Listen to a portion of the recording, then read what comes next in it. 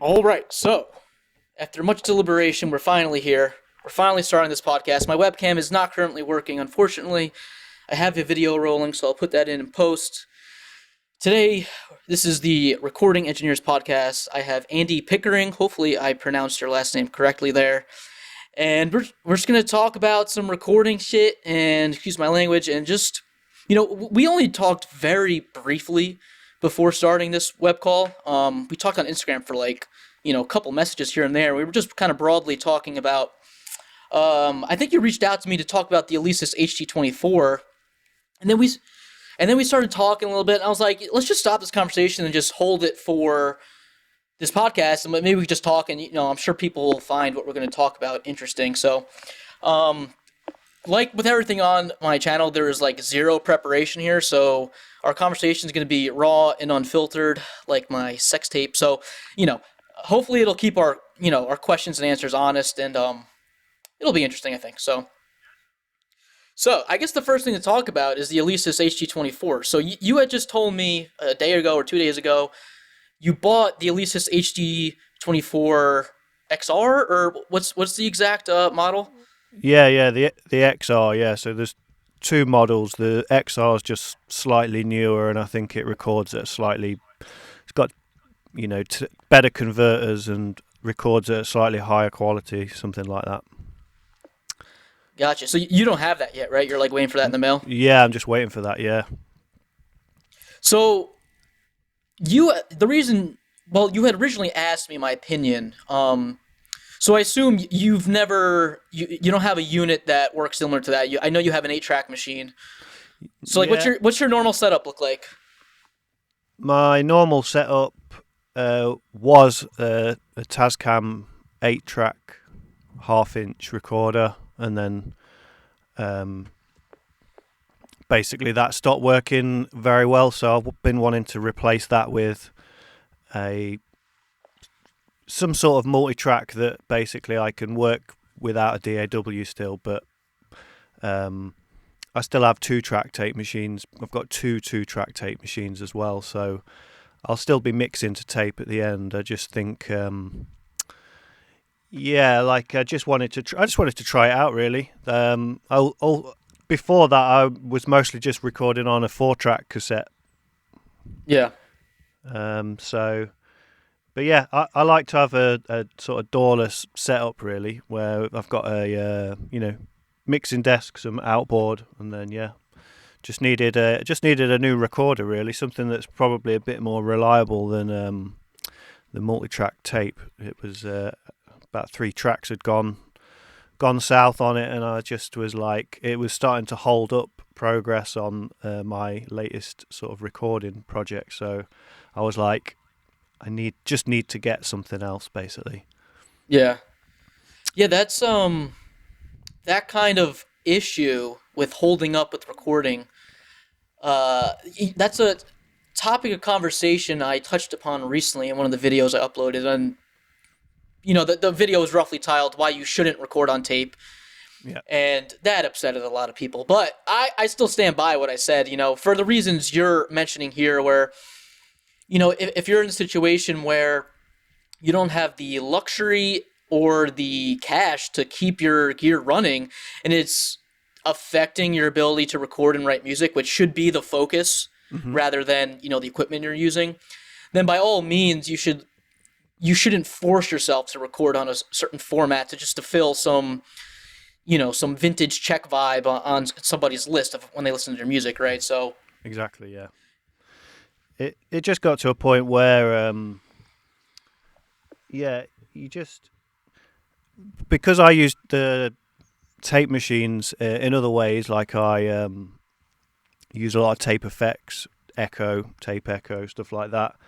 I don't think having a tape at the multi-track stage is going to make or break the sound, really, in any way. I think I'll still get a good tapey analog sound anyway, and it'll just be nice to play with a unit that operates like a tape machine but has the reliability of digital. And as you've got one, I'm sure you could.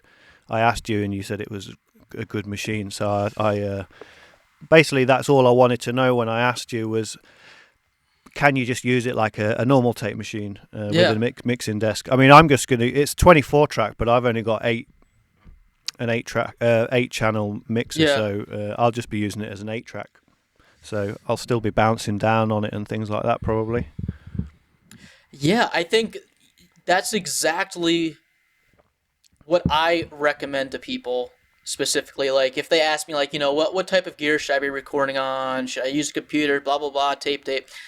And that kind of approach to me is the best of both worlds. If they're not willing to take the dive into multi-track tape recording, is a device just like the Alesis HT24, or I don't remember if I was talking about it with you or someone else, but Tascam recently just came out with a standalone recorder, which Yeah, it yeah, functions just the same.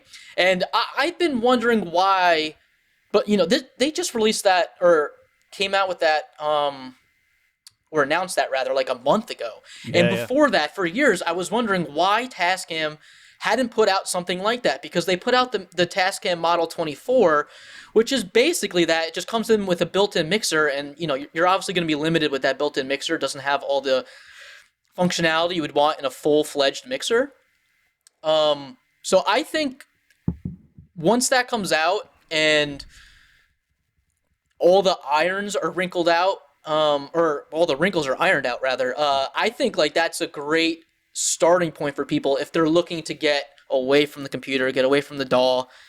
And I'm excited to see where that goes, because that could potentially kind of drive people towards that way of thinking rather than just sitting on their laptop in a DAW. Because to me, I think that's not the best way to record music, especially when you're learning.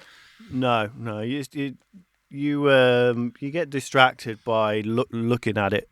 Basically, you like this, just looking at it all the time. And I think that Yeah, when I've recorded both ways. I mean, I do use a DAW because I'm a session piano player, so I work in my studio and record piano, and I use a DAW, because you have to, and it's just a lot easier. But for someone that records all their music out of the DAW, or as much as I can. There's sometimes older projects where the files you have to get from an old DAW session, but often would copy those over anyway. But anyway, a long way around saying it is that I've done it both ways, and from a creative point of view, I 100% like get rid of the DAW. You'll be a much happier musician and more satisfied when you're working without the distraction of the screens and plugins and the endless sort of editing tools. I don't think are a good thing if you're trying to make sort of music with any kind of integrity. yeah. I find a couple things I want to touch upon. One, from a mixing down perspective, let's say whatever format you're working on, if someone just gave you 16 tracks or 8 tracks to mix out, and they say, this is my song, I want you to mix it for me. To me, working with a physical board with faders and EQ knobs and ways to route the signal to go to your reverb or whatever you need to do, it's going to be a lot quicker to do so. And especially like with mixing, like with level controls, when you're trying to get your initial levels, you're doing a lot of iterations, right? It's not like you set your drums at a specific volume, then you say, okay, now I'm onto my bass, I'll set that at a specific volume, and then you go on to your guitar. It's all related to one another, right? Like, Yeah. once you might your instrumentals might be sound like a great mix, but once you start adding in your lead guitar and then your vocals, now it's like, oh, now the drums are too low, now the bass is too high, so that ability to do like your micro adjustments on the fly is, I think, crucial. And Absolutely. it it's almost like, I'm sure you would agree, your mixing board and you as a mixing engineer, you become like the mixing board itself becomes an instrument in itself, and you can Yeah, yeah. manipulate it in ways. And two people could sit down on the same song and mix it down in completely different ways. Obviously, that's kind of an obvious statement, but the board is going to be a big part of that. um Go ahead. Yeah, no, it's just when you've got your hands on the faders. The final mix is like the last performance, isn't it? Like where you're moving things in and out, bringing things in and out, and yeah, like it does become like an instrument. You don't get that satisfaction in working in the DAW when everything's automated. Yeah. The other thing I wanted to touch upon, which you mentioned before, is the sound, and specifically the sound of tape. And this is the thing that kind of pissed a couple people off when I put up that video a couple weeks ago. And what I said was basically the sound of tape. Like if you're looking to make a recording, the sound of tape is such a low priority when it comes to your final sound in your workflow that it's so insignificant, and I like that upsets a lot of people, as I said. And your miles are gonna vary, with that statement, but what it comes down to is like the reason I'm thinking of it is what you said before, right? Like you're gonna get this Alesis HD24 and you're gonna use it as an 8-track, right? Your mixing board only has 8 tracks. That limitation of you only using 8 tracks is gonna have way more of an effect on your sound than whatever format you're recording onto. Yeah, absolutely. Yeah, I mean you can do cool things with tape, and I would always say mixing your final mix onto a nice proper 2-track tape machine will be more pleasing, but you don't like need it. I mean I witnessed firsthand. I went and recorded at Toe Rag Studios in London with Liam Watson, and that's renowned as being one of the best vintage studios in the world, and he's a great producer, and the sound that we got was the most 60s sound ever because of the preamps, the microphones, the room, the acoustic treatment that he's got. All of those things have much more of a bigger impact on the sound than the tape. And he uses a radar, which is a digital multi-track, and it didn't even, the session sounds more 60s than the 60s, and it didn't even touch any tape, so it taught me that it's not the be all and end all. I love working with tape, and I would, I wouldn't get rid of my 2-track machines, definitely not. But like I said, at the multi-track stage, when I'm already getting the colourful sounds and everything from the what's going into it, and you're not going to suddenly go, oh, I can really hear that he's got a digital multi-track versus a tape multi-track, So, and a good tape multi-track should be quite transparent anyway. So it's. Yeah, Yeah. I think at least with, like, for example, I assume you have the Tascam 38, right? I think Yeah. you said, yeah, Tascam 38. So that's like what, 90s tape machine or 80s. 80s? Yeah. Okay. Yeah.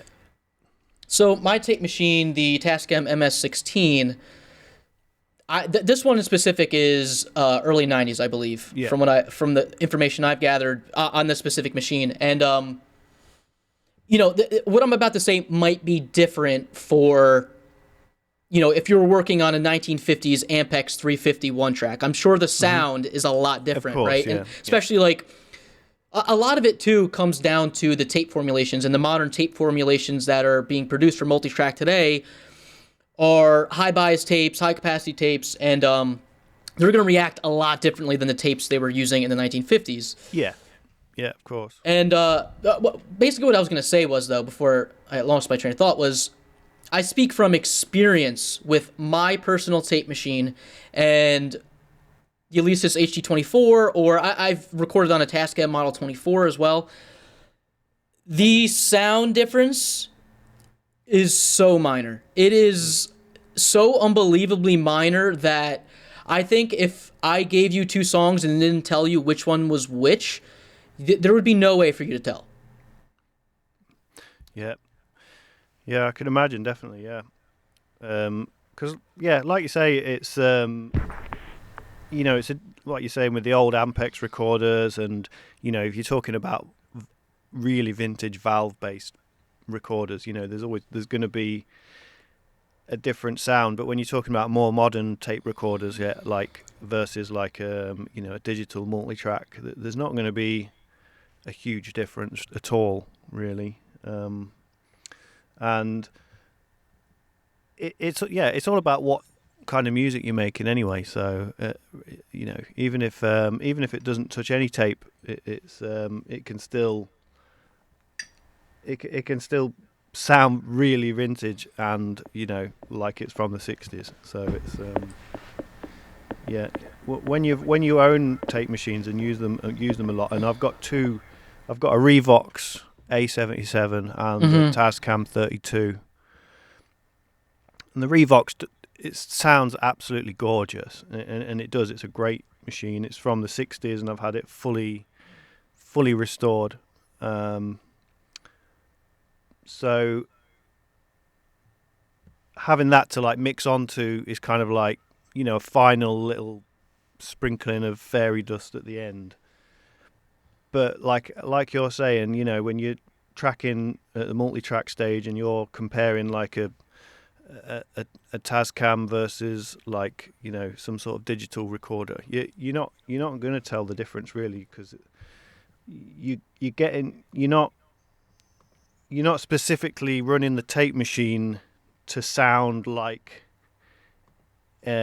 different, because all your gain staging and the sounds and all that's going to be the same. And a good tape machine sounds like what you put into it, same as a good digital machine sounds like what you put into it. I think I'm sort of making sense. Yeah, no, definitely. Yeah.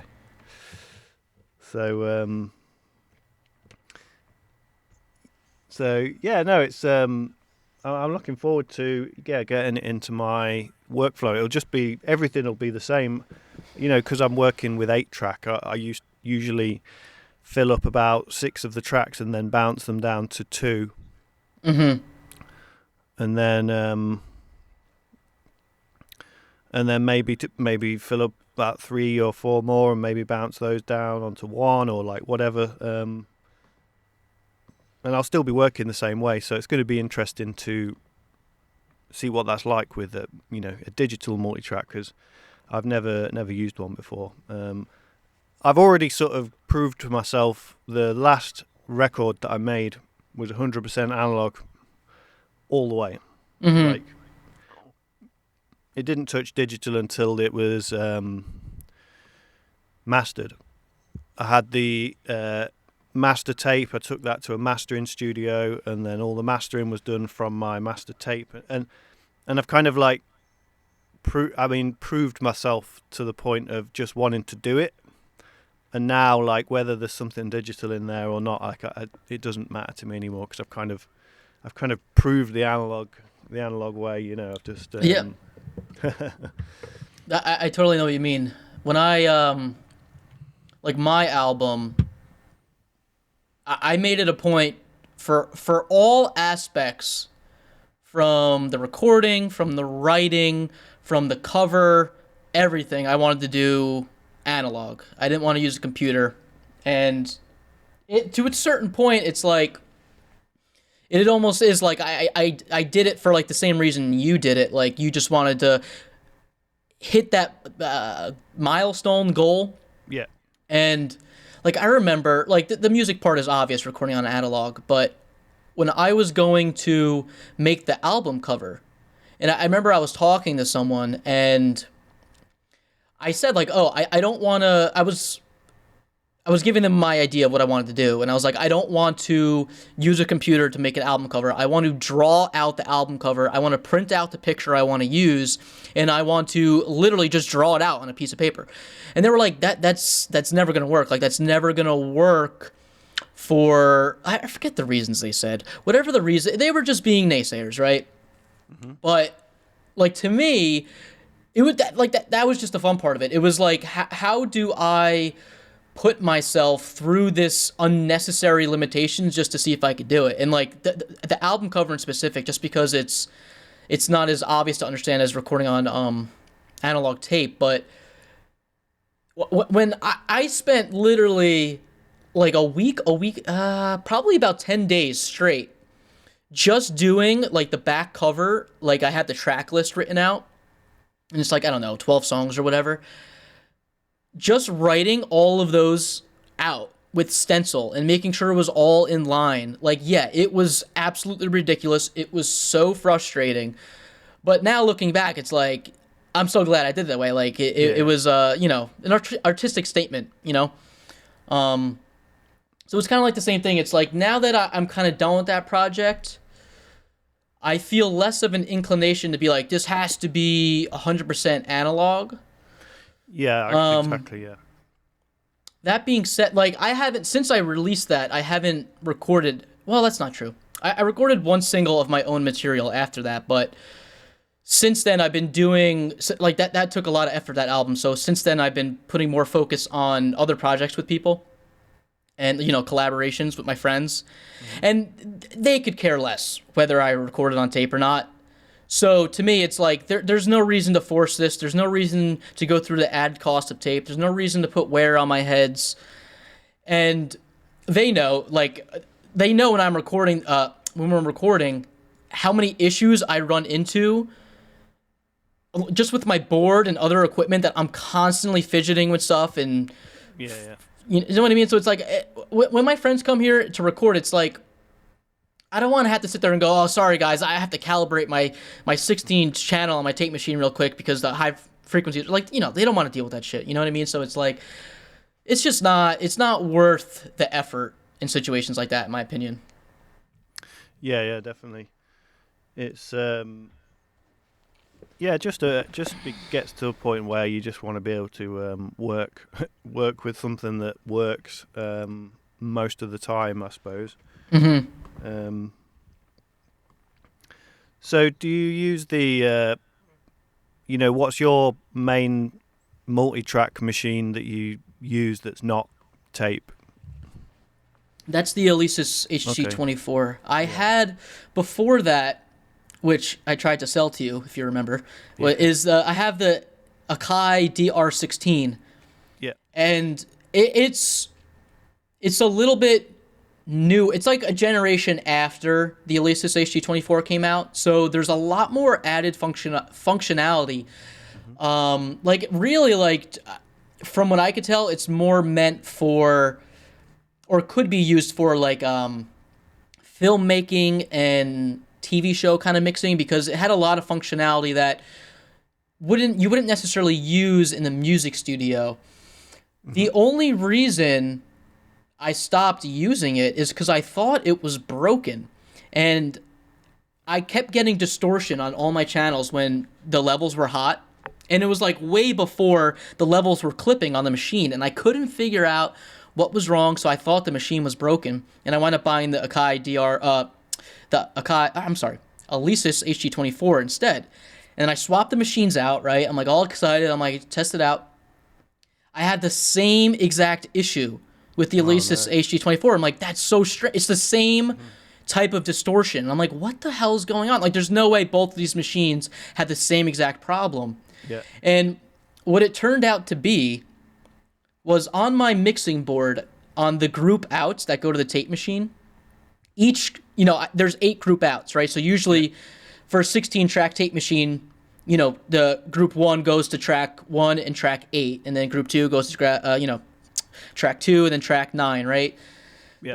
The way I had set it up is I wanted to have my tape machine and the digital recorder connected to those group outs. So I wind up getting like a Y splitter and basically plugging too much into the group outs, and for whatever reason, it was like messing with the impedance, I guess. And that slight change in impedance would cause distortion. So I unplugged the tape machine inputs, and it started singing beautifully.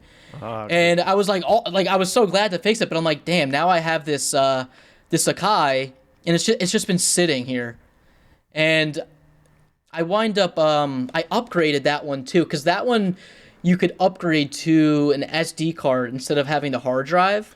Yeah. And it's just like, just makes it a little quicker. It makes one less thing to fail, Yeah, definitely. So it's just like annoying that I did that and now I don't use it, but it is what it is. But you, all like me, I'm assuming you always mix to tape, though, to finish.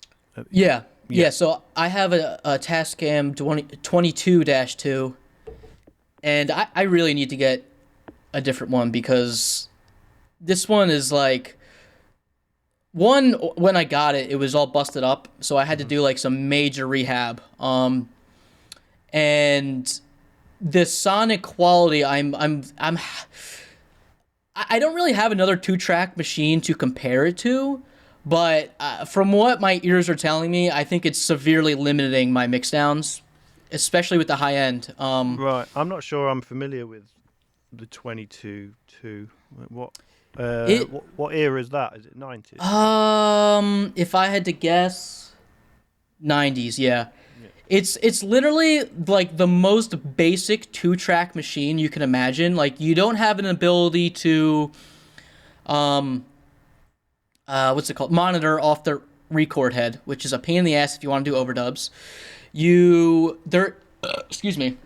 Sorry. You there's no ability to you know how like you know you could set a 0 point, but if you rewind, there's no ability for the machine to stop. Yeah. So you have no idea how many times, I'm doing mix downs and I'm running all over and I go press rewind and I forgot to press stop and the whole tape unwinds and it's just like, God damn it. There's a couple other things on that machine that I'm like, this was literally the cheapest tape machine they could have possibly made. And it makes things very difficult. So you can't use if it's not got the monitor for the heads, you can't use it for a tape delay. No, so you No. can. So you're only able to monitor off of the reproduce head. Oh, okay. So like if you wanted to do it's a two track, obviously, right? We're talking about two track machines, but you could turn off whether you want to record on the left track or the right track or both. So let's just say you wanted to do like a classic Beatles recording and you're like, I want to do this all on two tracks. If you record onto, let's say, the left channel and then you want to go in on the right channel and do vocals, you can't do that because you're only able to monitor off the reproduce head. So now everything you record is going to be, offset by the distance between the record head and reproduce head. So Yeah. it's just annoying for that aspect because it would be fun to make recordings that way, and I want to do it that way, but you basically you have to bounce down that first track with whatever you're recording live onto that empty track. If that makes sense. Yeah. All right. Yeah. Yeah. I've just got the 32 2B, so um, it's a I think the same pretty much the same era as like my 38. Yeah. Um, I think the difference between the 32 and the 32 2B is that it's got two pinch rollers, Okay. which is just meant to have a more solid transport, having two pinch rollers. So it's got two capstans basically. Really? Um, Wait, yeah, so are the pinch rollers on each side of the head block then? yeah, Really? yeah. So there's one before the heads and then one after the heads. That's interesting. I've never even seen a tape machine that has that. Yeah, no, I'd not either until I got it. I mean, it seems to, uh, be very solid. It's a very Yeah. solid machine. But it's funny because I've got the Revox as well. There is a difference in the sound between the machines, like Mhm. which is interesting. But the Revox only goes at 7.5 inches a second, and my Tascam does 15 inches a second. So Mhm. What tape are you using? I used to use the recording the Masters 468 and then now I'm using SM 911. Mm-hmm.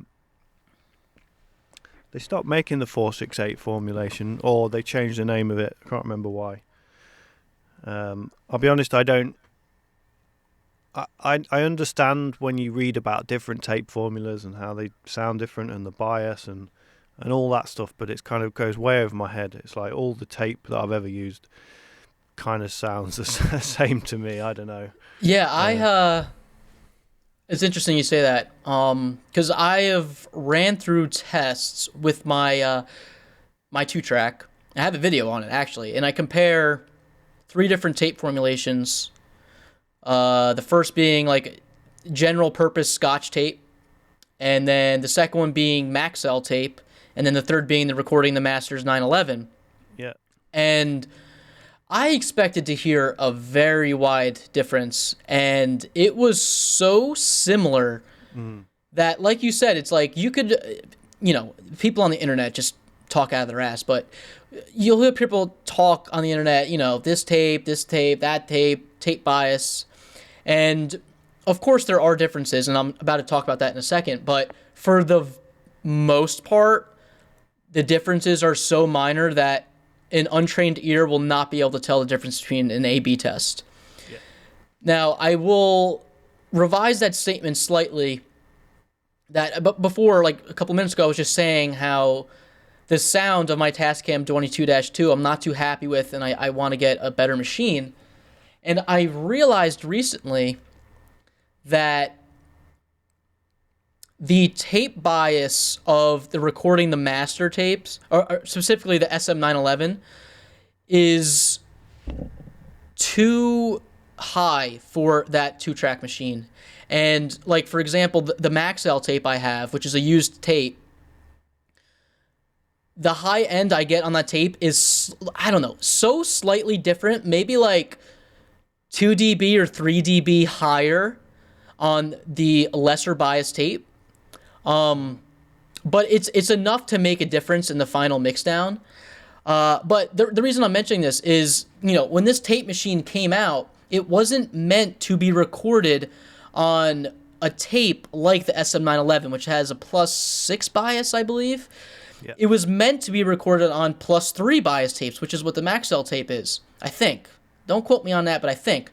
And I'm finding that to be very true, because the tape that this machine was designed for sounds better than the newer tape that's supposed to be, little better for recording purposes. So I find that interesting. Yeah, definitely. It's just kind of like I think nowadays most machines, when they're set up by professionals, will generally set them up for the SM911. I feel like that's kind of like the industry standard these days. Yeah. But on a machine that's set up for that tape, I've used the 468. I've got a couple of those tapes, which are recording the Masters ones as well. And I can't really tell the difference between the two, to be honest. Mm-hmm. So I think there's obviously extreme examples if you start going into different brands and older tapes and all that sort of stuff. But yeah, for the most part, it's not made much difference. So do you ever use a cassette recording? Have you got like a 4-track or anything? Not really. I've always wanted a 4-track, and I have so much gear that I just decided against it, I've used to do mixdowns to cassette. Yeah, like a 2-track. Yeah, just a 2-track mixdown. And I've actually probably fixed about 20 different cassette machines over the past 5 years or so.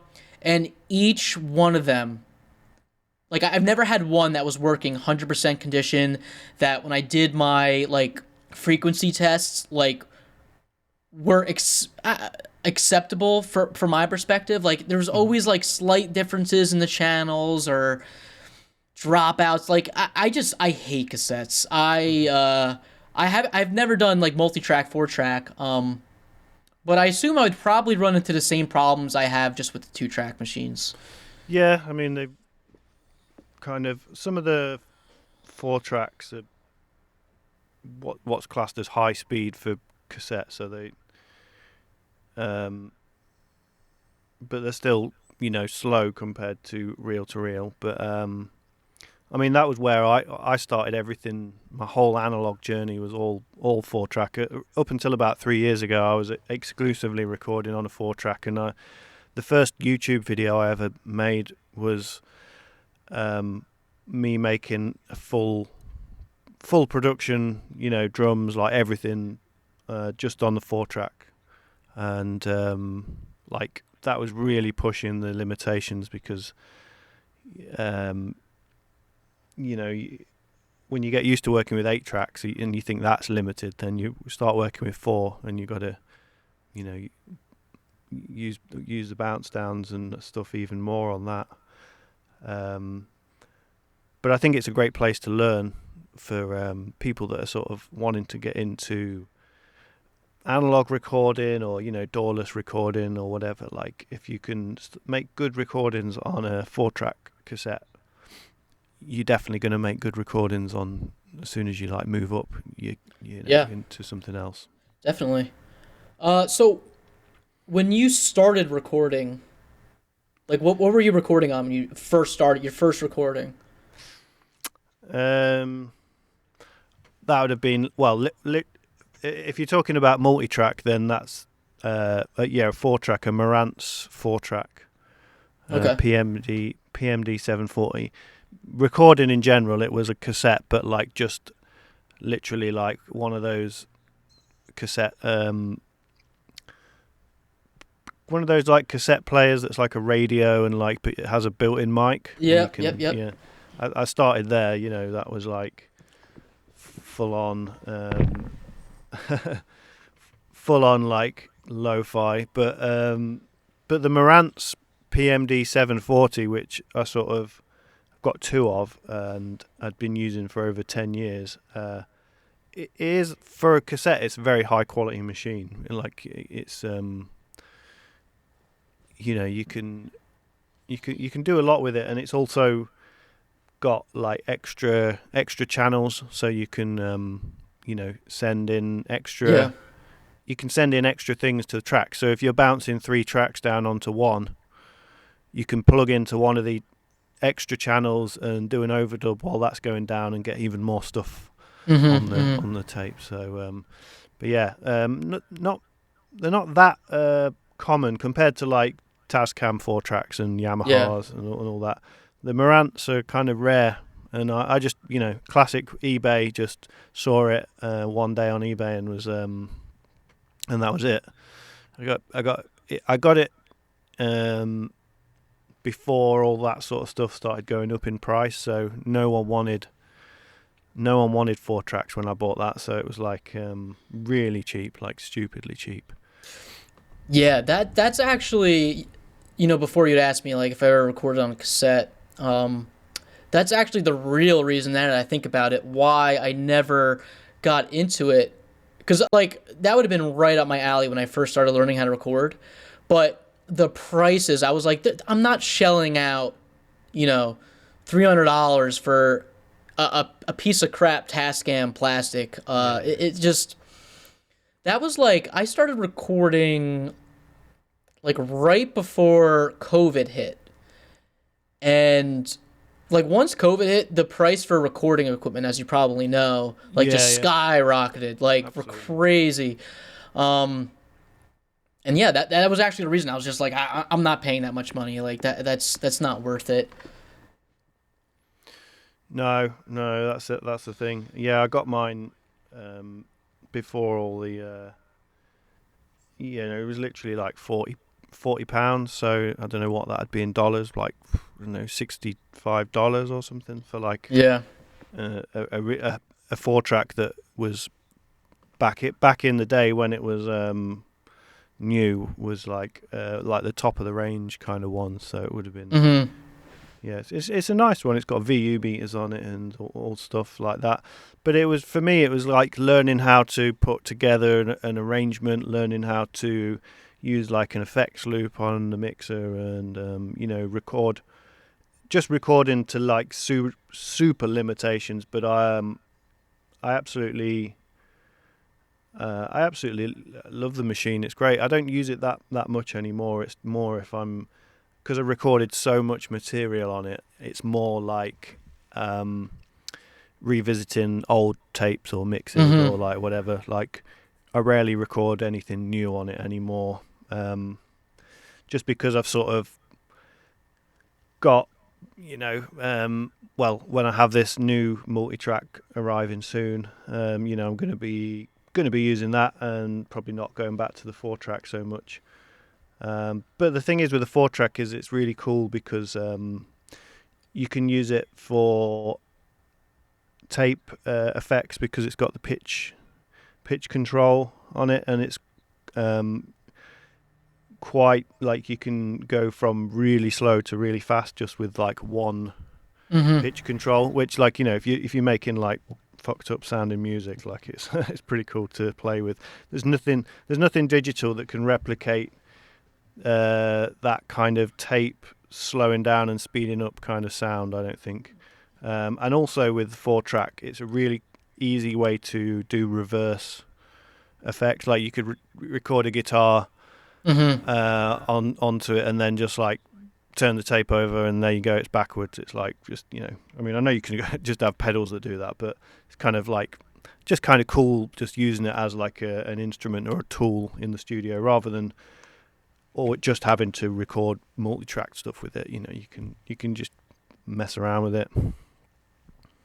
Yeah, that's definitely been like that type of experimentation with tape machines has always been my favorite part, and like specifically just like with the obvious examples of like backwards vocals and splicing up stuff, and like my most experimental songs where I'm like really challenged myself as a producer and like a recording engineer, and like to me that's where all the fun came from was like for example I have like the last single I put out was like a Dracula song, The Count, and I did a lot of backwards vocals in that, Nice. and I was just using my 2-track for that, right? So I was just recording vocals and flipping the tape over, and the fun of just like trying to time it perfectly and like just doing it over and over and until you get a random take that's like, oh man, that one lines up perfectly how I want it.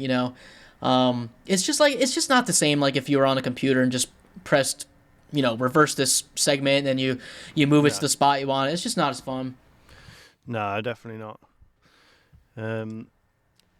So when do you record like with your effects, compression and things like that already on the thing, or do you do that afterwards?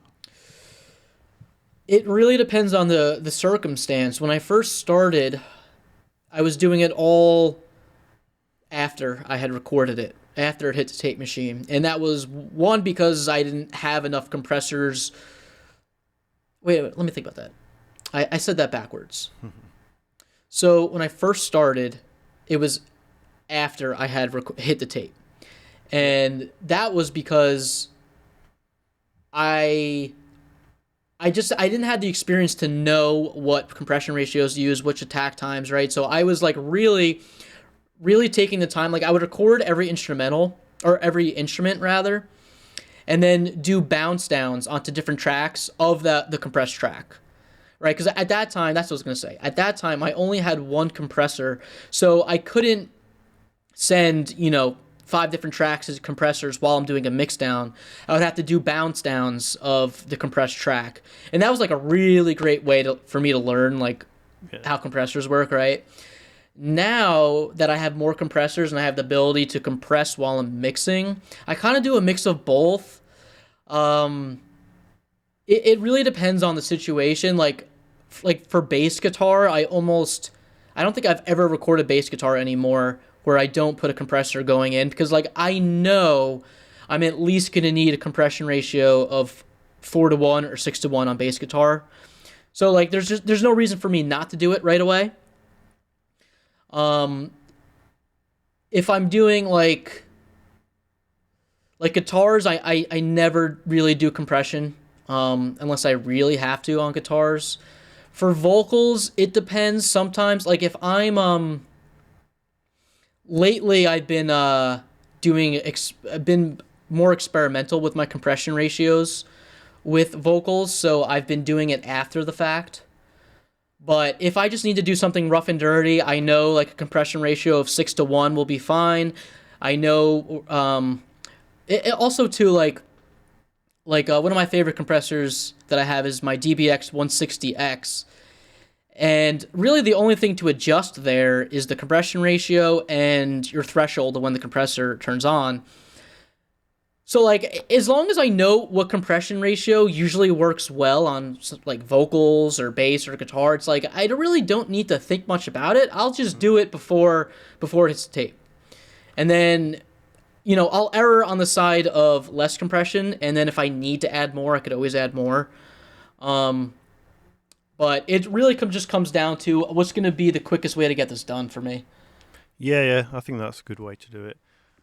With the limitations of the 8-track or even the 4-track before that, I pretty much record everything with effects already on it, compression anyway. If it needs it. If I'm doing a bounce down, sometimes I can think about it afterwards, because you've got... What I like is when my music is often the drums, bass, keyboards or guitars, whatever, with spring reverb, and I like having all that first. Not necessarily everything has to have all the effects recorded onto it, but when I do the bounce, which eventually goes on to 2 tracks if I'm doing a stereo track, or even 1 track if it's a mono track, that finished sound of everything is on that fader and everything is done. And that's the beauty of working in the kind of analog doorless way for me, is when there's a mixture of things on a couple of faders, like your whole backing track on 2 faders, and everything's done. You don't have to think about it. All you do is you pull those faders up and your music's done, the mix is done, because you've already, on the bounce, mixed how you want things to come in and out. I think a lot of people are scared to commit to that. Whereas I just... Don't get me wrong, there's always going to be, I wish that little bit could potentially have been maybe louder at this bit, and I've mixed it down because I can't. But I really just don't care. I just like it. That's the music that I made on that day. That's the decision I made, and I'm sticking to it. I can't live in a world where there's it's never finished. It has to just be like, that's what it is. So that's why it suits me just having all my music on 1 or 2 faders, like. So when I do a mix, I don't have to touch those really. Mostly on a mix, when I'm doing it live to tape, I'll be riding the faders probably maybe on vocals and lead instruments. But yeah, that's backing tracks. Yeah, that's for me. It's don't even want to think about it when I'm mixing it down, because it's just like making decisions at the front end. I think is like. That's basically what. So I keep turning this way when I'm talking. It's because I'm looking at my gear, but you can't actually see it. Yeah. So I'm like looking at my tape machine and my outboard and stuff. But like, obviously, like the camera's just on me, so I'm just look like I'm looking away. But yeah, and it's weird because I can't actually see you. I know. It sucks that I couldn't get the stupid camera to work. But yeah, that's for me. Yeah, like doing working in this way. It's the process of it is to me getting all the decisions made at the front end, so that you just can go, that's the music on the fader. Whereas when you work at a DAW, it's very much like the opposite of that. It's like all the tracks, a million possibilities. You could edit anything. You can like make anything sound however you want it. Afterwards, and like that process of it, which is basically post-production, it just doesn't interest me at all. I just want like the thing done on the fader, and like the work that goes into it, I just do it before, basically. Yeah, I agree completely, especially like just like the no interest in having complete control. That resonates a lot with me. And yesterday actually, I did a mix down where about a week prior I had done a mix down on the same song, and it was a project I was working on with my friends, and I sent them the mix, and they were like lukewarm about it. I was like not happy with it, not happy with it. So anyway, yesterday I was like I've had enough. Like I got to redo this mix, and I take a similar approach to you where you say like you try to get everything you try to balance everything down for like the backing track. Like I kind of do that in my own way. Usually instead of me doing my backing track, it's more of my what would you call them? Like effects and stuff. Like for example, like a lot of my songs, and specifically the one I was working on yesterday too, there's a lot of samples and sound effects and like animal noises, right? I try to uh get those all down, bounce to one track. This way, like when I get to the section of the song where all the animal noises are going crazy and it's like really like distorted and stuff, like I don't have to worry about that in the mixdown, right? But anyway, the reason I'm bringing up this mixdown yesterday is it exemplifies what I mean about like the mixing board being an instrument and you as a mixing engineer being a musician or part of the song process. I went through like 20 mix downs yesterday, right? And I did it, onto tape. And each time I'm listening to it, I'm like, that could be a little louder, that could be a little louder, right? On that last one, that final mix down, where I got everything where I wanted it to be, I'm no joke, like no joke. I had a high like you wouldn't believe. My heart was pounding out of my chest. I had so much adrenaline going that I had to run around my living room because I was just like, man, like it was such an exhilarating feeling. And that's just not something that's going to be replicated if you're working on a laptop to create your music because you're not put through the ringer, so to speak, when you're doing your mix downs. Oh well, when you're doing a mix down, it's like the like I said earlier, the last live performance that you do.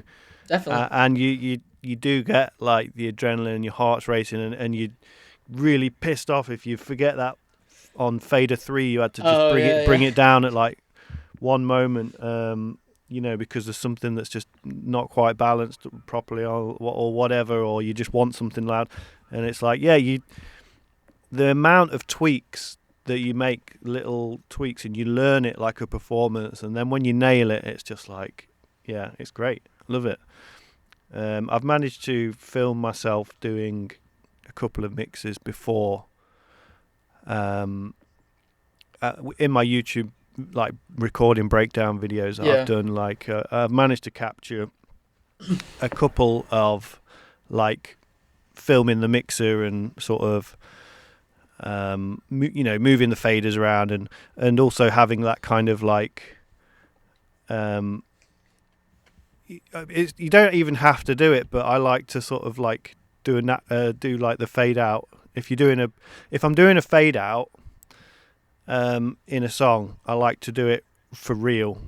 Yeah. On the fader, even though in post production you could just do it, but I like to actually bring the fader down, and it's like you've got to know when to be out by, and sometimes you're like bringing a fader down. You're bringing the fader down, you're like, shit, oh my God, I've got way too far to go before this song stops. And then you do a really unnatural bring down, and then you got to do the whole track again because you're not happy with the fade out. Stuff like that, but it's funny. I think it's funny because you'll hear on a lot of like 50s, 60s recordings, the fade out, you could hear someone moving the fader. You could tell it's not a linear fade out.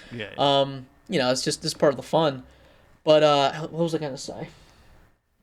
I forgot what I was gonna say. Oh, what I was gonna say was, in relation to faders in general, like I kind of touched upon this earlier, that that those minute adjustments you're making, how having a mixing board in hand is really crucial to get that that hands-on feel and tactile feel. Faders specifically, the longer your faders are, it can't be understated how important that is, because you'd be surprised that the littlest nudge on a fader can instantly make a track too loud, too soft, whatever you need to be. And Yeah. having that control, especially on the fly when you're doing a mix down, like a lot of my minute adjustments are like usually on like vocals where there's like a couple lines where I'm like, I want the fader to be like, you know, point 0.1 of a millimeter higher for that specific note because I just want that part to stand out, you know. And it's like you said, like you know, there's a million tweaks. You're never going to be 100% happy, but I have found that it usually takes me about 2 weeks to a month for me to listen to my finished product and go, okay, yeah, it is good. It is good. Because like those 2 weeks afterwards, I'm like, man, you could hear the guitar, you know, distorting on that part, whatever, you know, whatever the issue is. You know, you start hyper focusing on that one thing that no one else who's listening to the song cares about at all, but you're focused on it because you know, during the mix down, you were worried about it, you know? Yeah, there's totally that. It's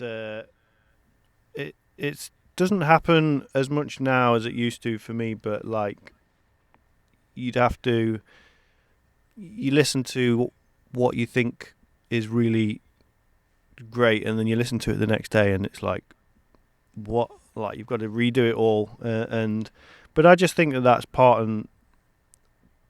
of it. Really, is basically like the more you do it, the more you start to trust your mixes and what you're kind of like putting, you know, what's coming out of the speakers. You kind of start to trust it, and less I'm having to like, because you know when you listen to a mix the day after, it's always like fresh and sounds completely sort of different because Yeah. your ears kind of just get a bit shot when you're doing it. And I used to probably go through like sometimes 5 different mixes before I would get like the one. So Mm-hmm. and when you record in analog or whatever, you know, that can be quite time consuming. But now it's like I'm starting to really get used to just sort of I think getting, and it probably sounds really obvious, but like it took me quite a number of years to like just get used to the sound of my room, like and know. I know we're sort of going off topic here a little bit, but just like getting used to like the sound of my room, basically, in terms of like I used to have to cross-reference all my mixes on Mm-hmm. multiple different things, whereas I don't have to do that anymore. I know that what I'm hearing in here now, you know, it's kind of like it translates well, whereas like the first couple of years that I was working in here, I'd always have to cross-reference constantly on different systems. I've got like a big hi-fi in my lounge, and I'd have to listen to it on there, and if it didn't sound good on there, then it was no good. And all that process now is just a lot shorter, but like that fresh ears the next day when you're like listening back to your mix, you know, when you're first starting out or whatever, like that can be quite a grueling process when you sort of doing the mixes for real, basically, is what I'm Mm-hmm. saying. Yeah. And then like having to redo it and then redo it and redo it, and then you've got to get to a point where you're like, yeah, you just sort of trust in what you're doing, in a way. Where this is, I'm switching topics greatly here. Well, let me ask you this. So you said before that you're a session musician for piano. Yeah. Uh, um, so like, do you do that for a living? Not full time, no. Okay. I do. Um, I do get quite a lot of work, and I work with other musicians as well in like different studios. Well, mainly one studio in like a different city to where I live, and I'm kind of like part of a group of session musicians who we like. If there's a project at this studio that requires session musicians, I get called up for it, basically. Mm-hmm. But I do a lot of remote work in here, piano, organ. I've got like a Vox Continental, and another vintage Philips filicorder organ. Basically, like my style is like the 60s kind of 60s keyboards. Really, that's kind of Mm-hmm. like my sort of go-to. But I've got like, you just see it behind me. Yep. That's like a 1950s upright piano, which like I record for do generally like write piano parts for people. It's not much. There's not much work of like learning a piano part. It's kind of like my my main thing is doing coming up with parts. Basically, a lot of people don't have pianos and pianos that are in tune and pianos that sound good, but then also a lot of people can't play the piano, so it's not quite in demand as like drummers are, but it's pretty good. Like I do analog like mixing as well, like as part of like not necessarily part of the same thing, but there's certain people that I like mix their stuff by. Basically, they'll send me the multi tracks, and then I'll run it through the analog outboard, add it, bring it in on my mixing desk and mix it to tape, and that's kind of like, that's definitely not as much work as the piano stuff, but like, it's like when you've got a studio. This is just a home studio, some months are great and I'm like full time, and then other months I just got like nothing. So Mm-hmm. yeah, so I do have another part time job which is unrelated to music. Gotcha. Yeah, I've had a lot of people reach out to me for mixing services, Yeah, and I've only actually ever done it once. The one time I did it for free. It was just like, hey, let's try this out. It was someone that I was like friends with through the internet, and I was like, let me try it out. And I was so excited. Like the musical content that I was mixing was like, it was like what would you call it? Like a neo soul band. So it was like 70s inspired, kind of like black Motown type of sound. And I was like super excited. I was like, this music is awesome. Like, there was like real horns in it. I'm like, this is like always the type of music I wanted to learn how to make, right? And I spent a lot of time. And to make a long story short, like the guy just did not use the mix. He was like, it's not really what I'm looking for. And for that reason, like when people ask me, I'm just like, I don't know.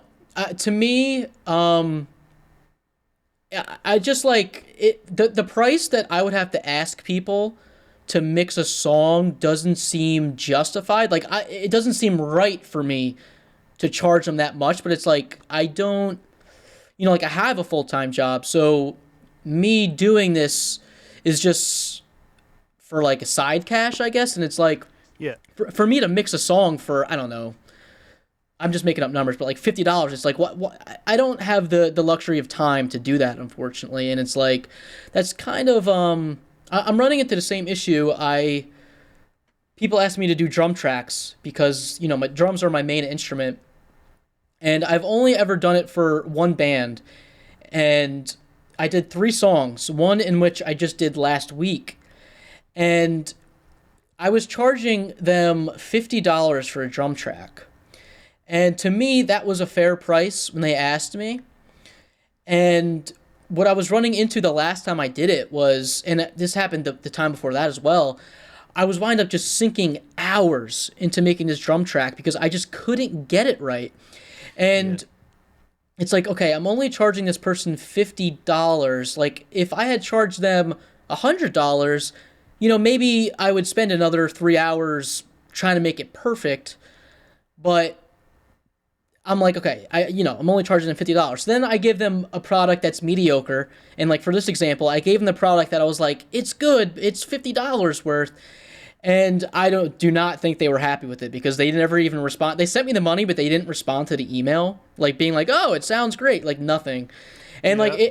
it makes me feel shitty, you know, because it's like, man, I charged this person and I gave them a product that they weren't happy with, and it's like maybe, you know, maybe I'm underselling my rate. You know, maybe I should have charged them $100. I don't know. Like I really don't. I have nothing to compare it to. Yeah, I mean, it's the session stuff for me was one of my friends, Joe Montague. He is a professional session drummer, and he's got like a business and a studio, and that's what when I was saying about the group of session guys that I work with, that it's at his studio, and he was the one who sort of taught me into being able to, you know, charge people to sort of play on their tracks, and it I've had mostly good experiences, but exactly the same thing has happened with me where someone said, "Oh, well, I want some piano, and can you record this for me?" And they've sent me like something they want me to pretty much play exact. And often they'll send you like a MIDI piano, and they want you to play it like, which is like, and they expect that like a real piano player is going to like sound like a perfect quantized MIDI keyboard, which it Oh never yeah. does. So yeah, I've had that where I've done my best and sent it, and they've paid, and then clearly not, they've not even responded and not been happy, and I've just been like a bit pissed off about, like, you know, it's about, I guess, learning what jobs to take on and what people to sort of work with, and asking the right questions at the start, and obviously, yeah, having because I have different rates. Like I'll work with someone who gives me a lot of work, I'll charge like 75 quid, because he gives me which is like, I don't know in dollars what that is, but I don't know, maybe that's like $100 or something, about £75, something like that. But anyway, I Mm-hmm. charge him that for everything. Any Mm-hmm. session that I do mixing for him as well, and that's because he gives me a lot of work. But then there's basically like, if someone just out the blue, it'll be like 100 or something like that, maybe 90, maybe 80. It just Yeah. depends. I sort of like base it on like what they want me to do, how much time it's going to take me.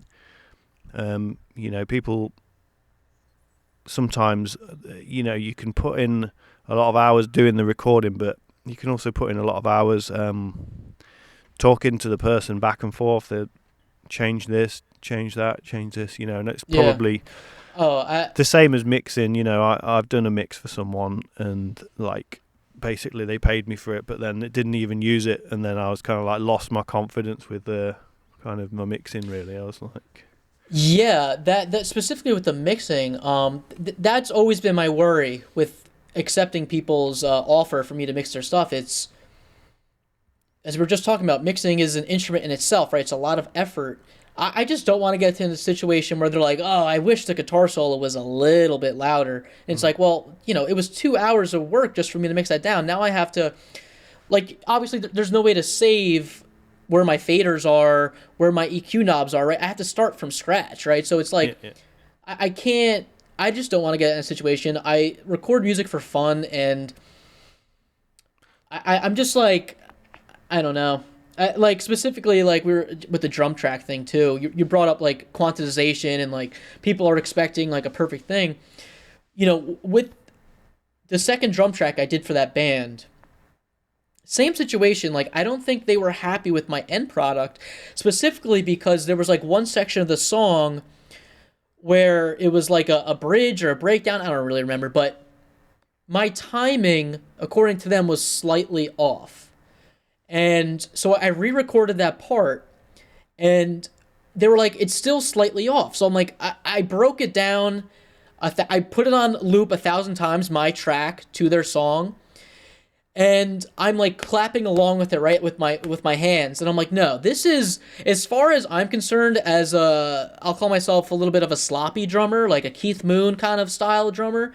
Like to me, I was like, no, like that is rock and roll on time. It might not be techno on time, that is rock and roll on time. And like usually for me, like for my own stuff, if my drum tracks are a little off time, I make up for it when I do the guitar track, when I do the bass track.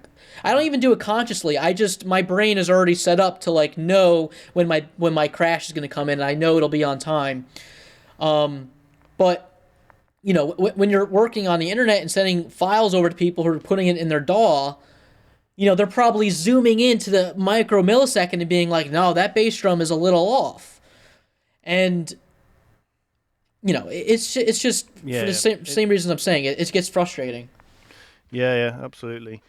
It yeah, part of the main thing for me, like I said a minute ago, really was just like you got to learn to ask the right questions at the start, and basically like you learn.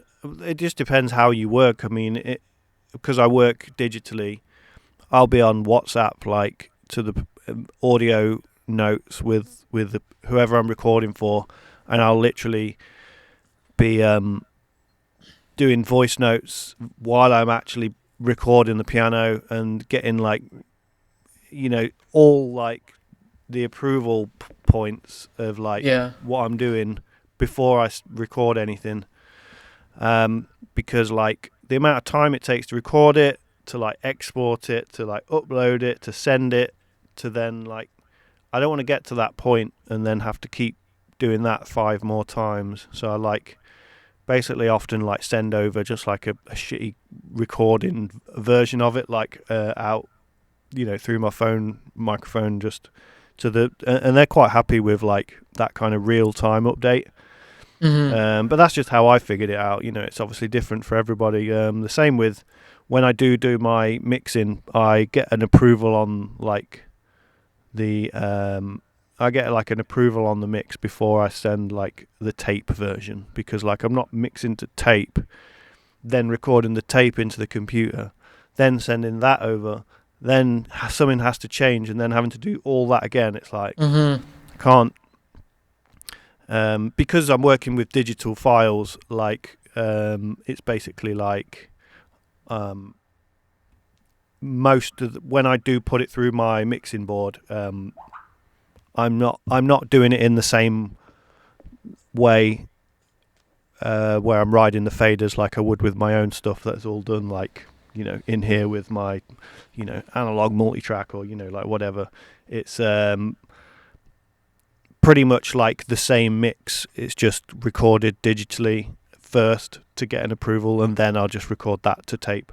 Yeah, because I learnt doing that where I'd like thought I'd nailed it, and you spend ages doing the tape, or you're like when you record into like 2-track and you get like a dropout on the tape and you don't even notice it at the time, and then you listen to it back, and then you got to do it all again.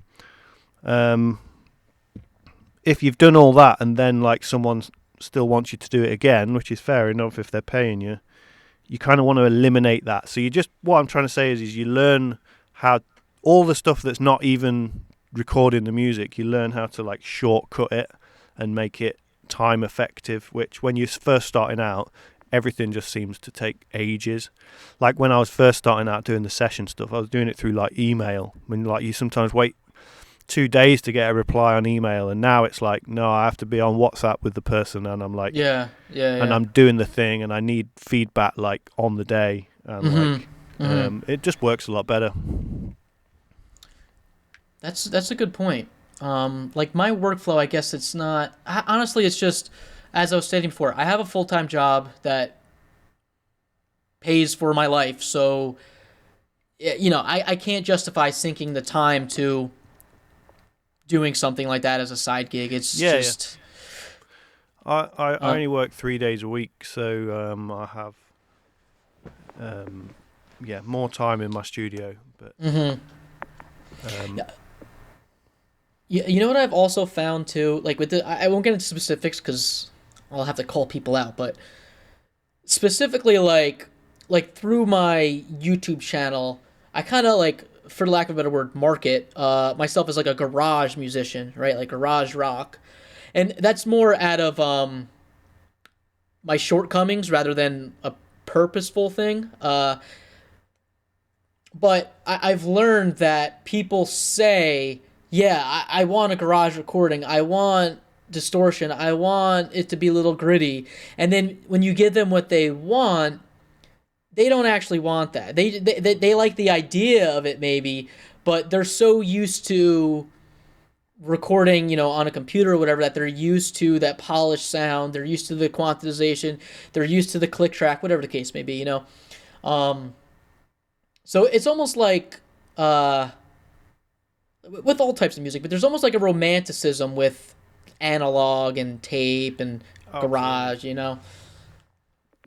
Yeah, I 100% agree with that. I think that um, it's like the romance of like just saying analog is like warm and it sounds really warm and like all that crap. It's just like stupid.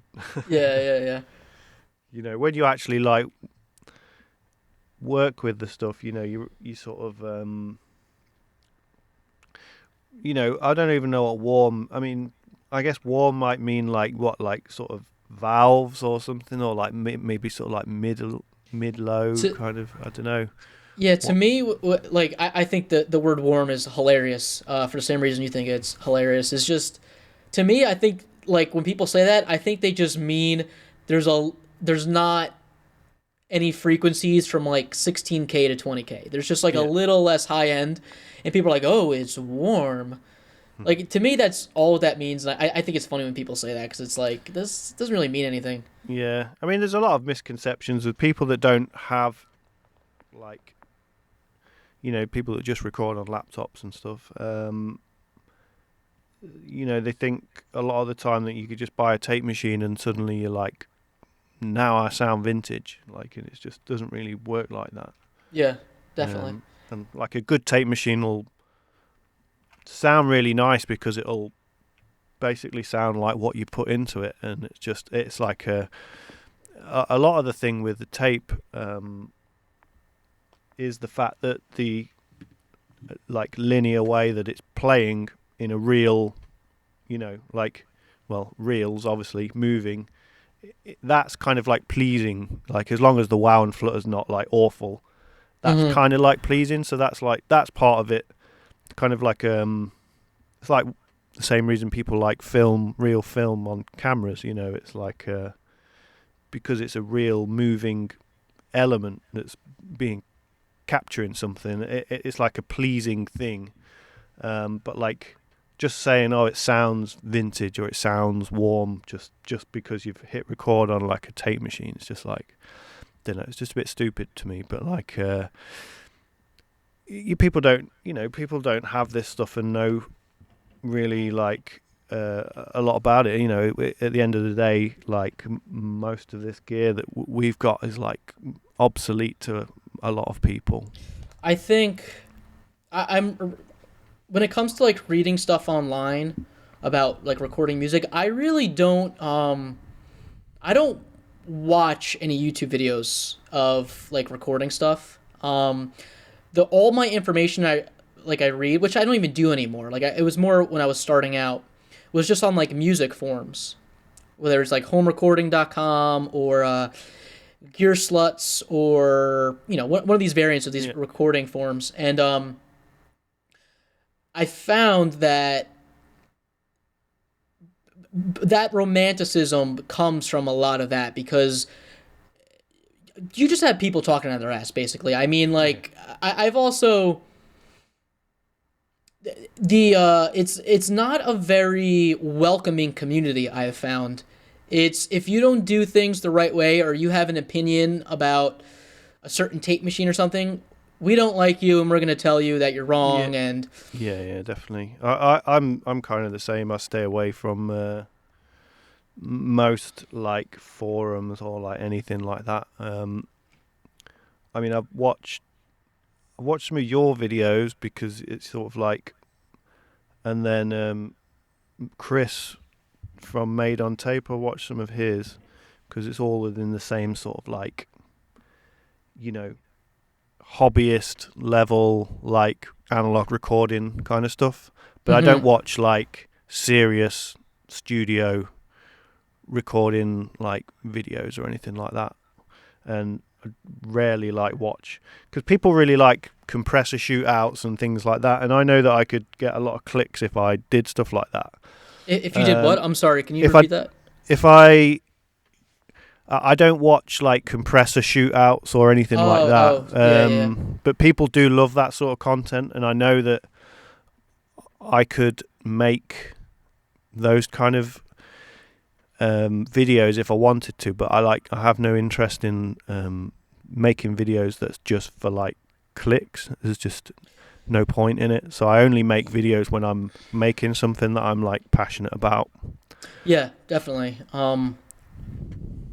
It's I've like we were briefly talking about this on Instagram, I think. Like lately putting in the effort to make videos that are high production value, which for my channel, like when I say high production, that's kind of a joke, but it's just I'd rather put out a video that takes 5% of the effort for a bigger video, and people who are actually interested watch it, rather than say, oh, this, like, for example, like the 60s garage rock guitar video I think it has like 200,000 views or whatever, something around there. And it's like, yeah, cool, but I don't know, like, I just don't care. I don't know. It's just like Yeah, it's good.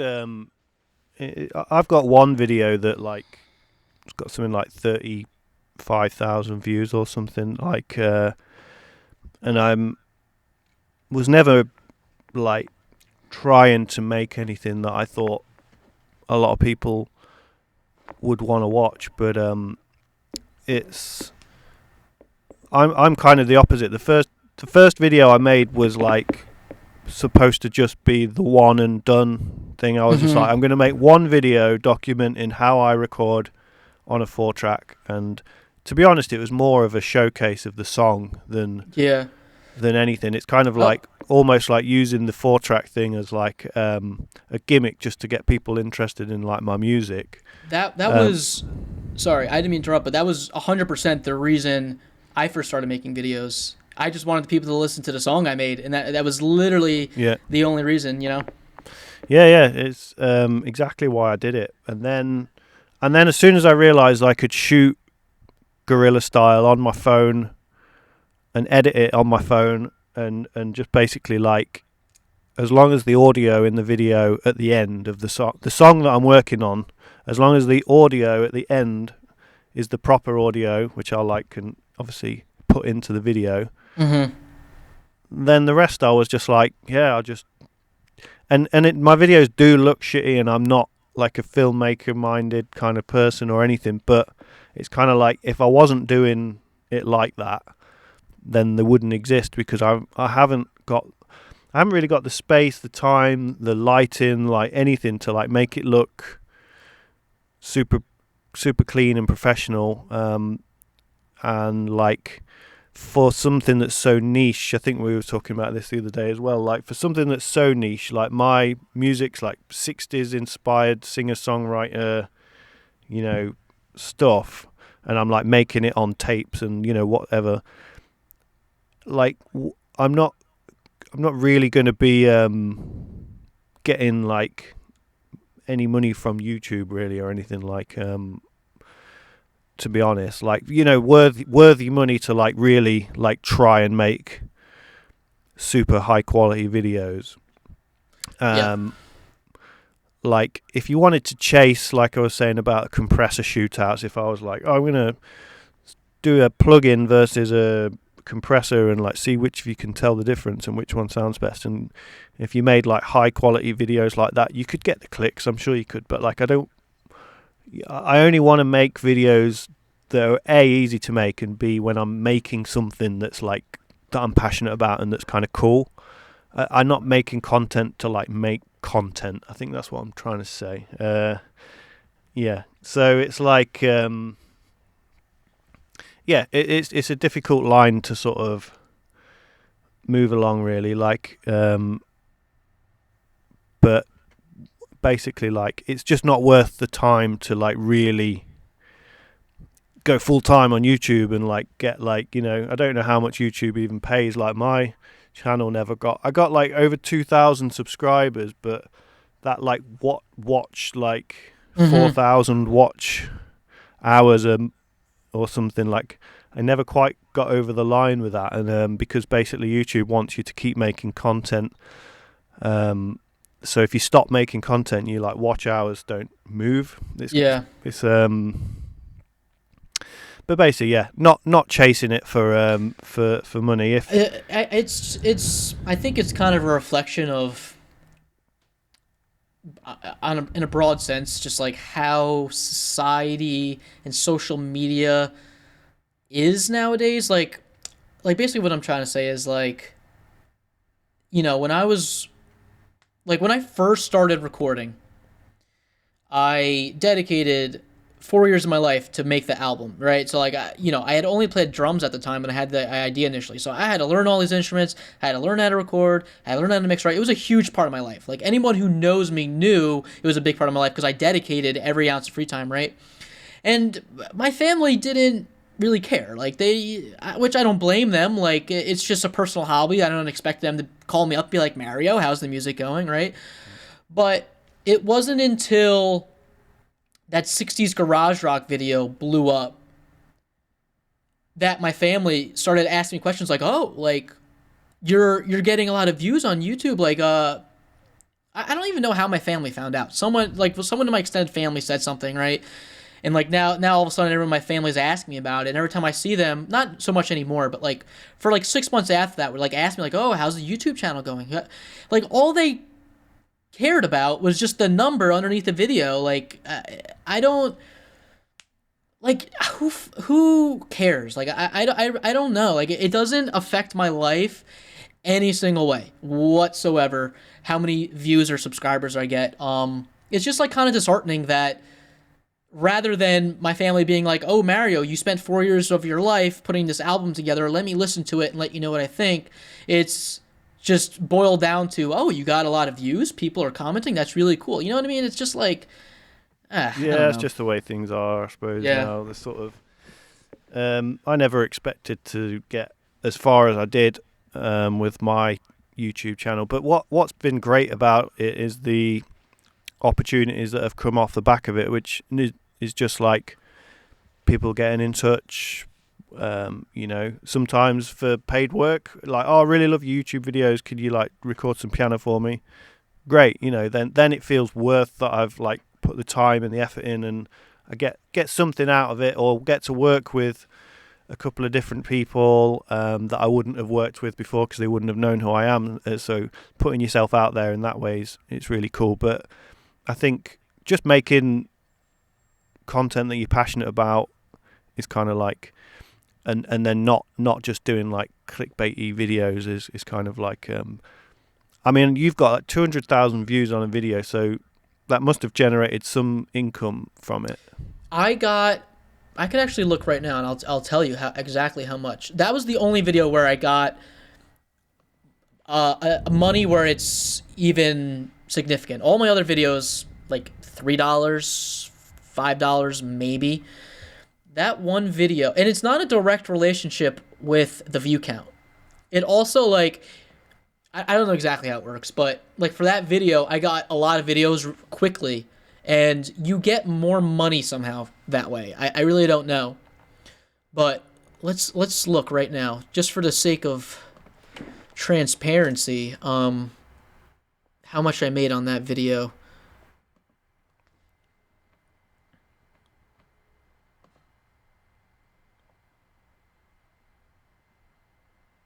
Oh wow, I made a lot more money than I was expecting actually. Take a guess how much you think. Rough guess. It could be out of completely left field. Uh, $500. Yeah, that's pretty much it. Yeah. Yeah, that's decent. That's I've never got past the $50 threshold or whatever it is. That you have to earn at least $50. Yeah. I mean, Which like is annoying because some people have, because my channel is not monetized by AdSense or whatever it is, because I've not reached the 4,000 watch yeah. minutes every whatever it is. That basically, yeah, I've had like, you have that like thanks button. Yeah. Yeah, so like some people have like sent me like $5 or like Mm-hmm. whatever. A few people have, but like I've never got the money because like it's just never gone over the $50 threshold. Yeah. But the only thing I'll say is that a lot of my all the songs that I use, I own the rights to and have published, through CD Baby distributor, and I have the YouTube like publishing on that. So my videos get flagged for copyright because but what happens is that then the money then that's monetized through my Mm-hmm. publishing. So the money, it's not a lot of money, it's like a few dollars, but Yeah. like the money does come back through my CD Baby account, even though YouTube is not monetized. It's weird, but yeah. Yeah. But also because that happens,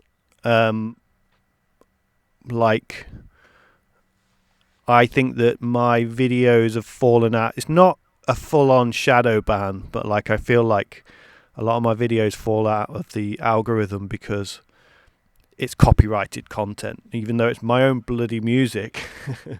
you know. I, I wonder, which I don't mean to offend you by any means by saying this, but I wonder how much of that is in your head because, like, the past, I don't know, maybe 3 months, like, all the videos I've been putting out have gotten significantly less views. And really, like, I have the most subscribers than I've ever had. I have, like, 17,000 or something. Like, I should be getting a lot of views.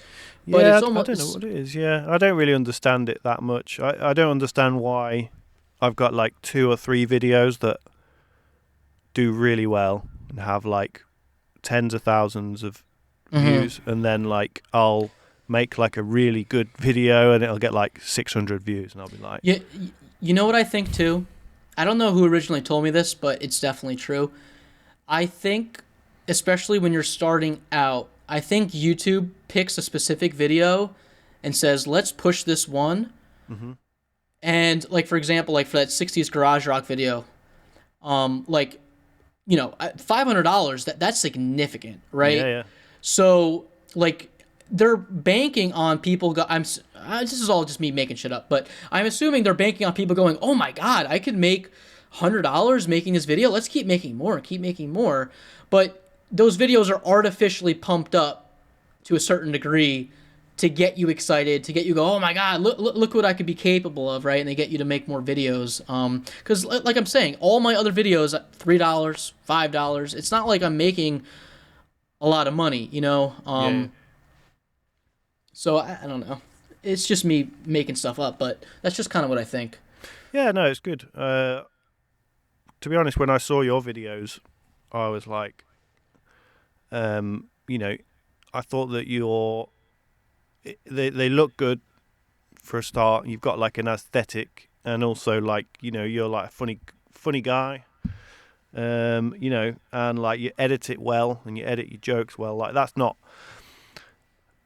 just not how minded I've ever been with my videos. Mm-hmm. I'd like to be. I'm just not. I'm like very matter of fact videos. Mm-hmm. Like whereas you inject a lot of personality into it, which I think it's really important, and yeah, it works really well.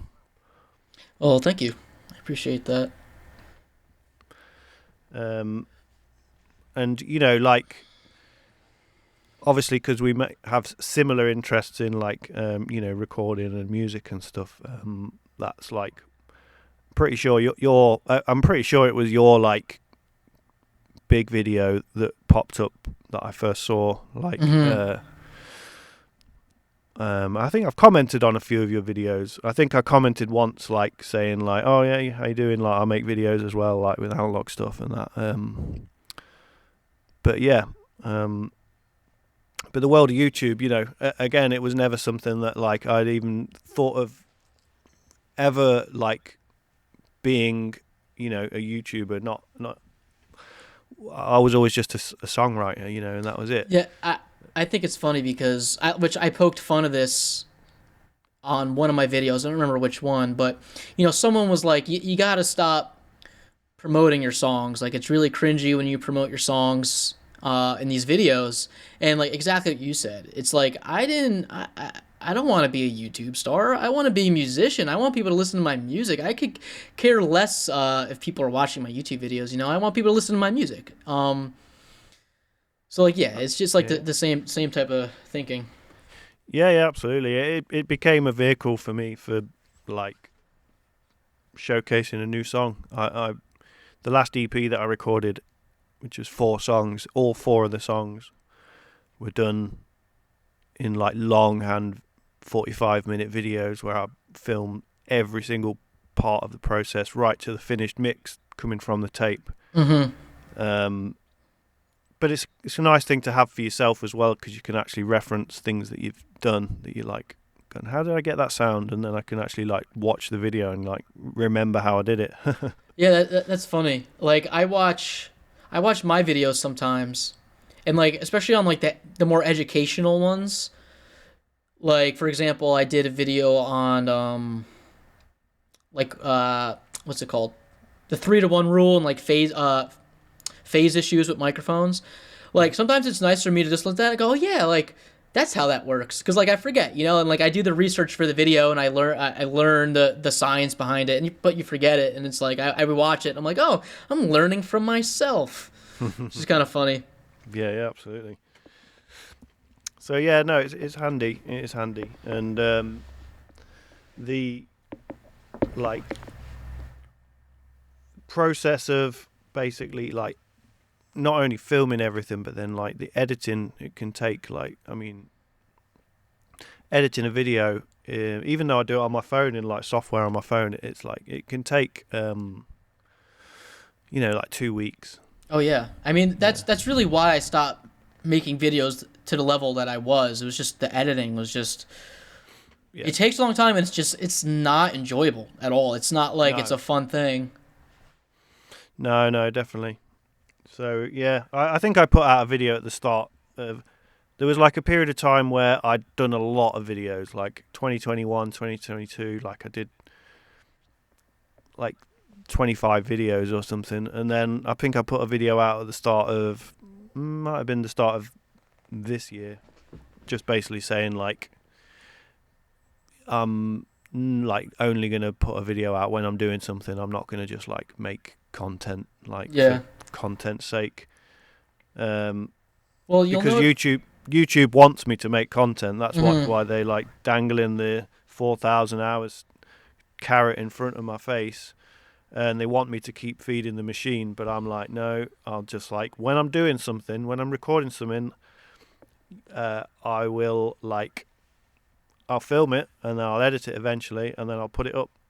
But every single video I've ever done has the song at the end. That's like that's the thing. Whether I'm like remixing something old or recording something new, Mhm. that's my format.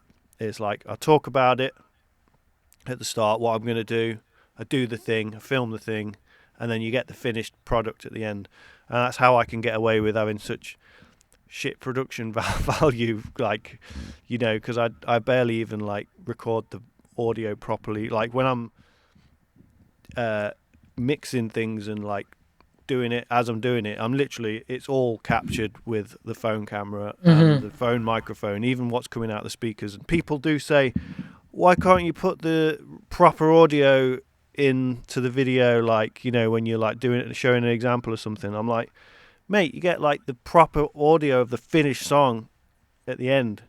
Yeah, people Like, just they don't realize how much effort it is to do that. yeah, like, so it's just, yeah, so if I'm doing like a tape delay on a vocal or something, like you're just hearing it in the room that's being picked up on the microphone on the camera.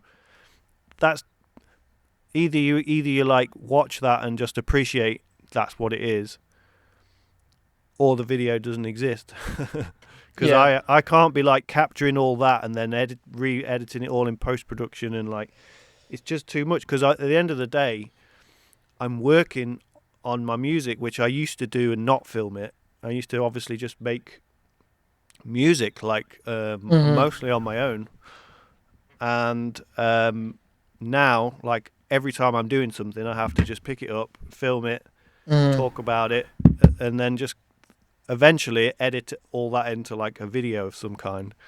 So it's become like an extra thing when I'm making a song.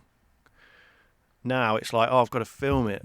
And it's kind of like sometimes it can just be a bit of a downer because I'm like in a creative like zone where I like don't want to have to think about filming it. I just want to do like, just make the music. But we're slaves to YouTube now, so. Yeah, I feel that. It is at the end of my time limit here. Yeah, no, that's cool. I probably should go to bed. It's like Midnight over there, right? Across the midnight. pond. Midnight, yeah. Well, I think we had a fun conversation. I think people are going to enjoy listening to it. I'll put all of your information in the comments so people could click it and listen to your music. Yeah. I'll ask you for links and stuff because I want to specifically link your music if possible, and hopefully we could do something like this again. And hopefully my camera will be working because it would have been a little better. But yeah, definitely. I'll just hopefully that. Yes, the audio is still recording. That is great news. So you should have, a really long WAV file. All right. Well, Yeah. I appreciate the conversation very much, and I wish you well. Yeah, you too, mate. All right, thank you. Catch you soon. Cheers, pal. Bye. Bye.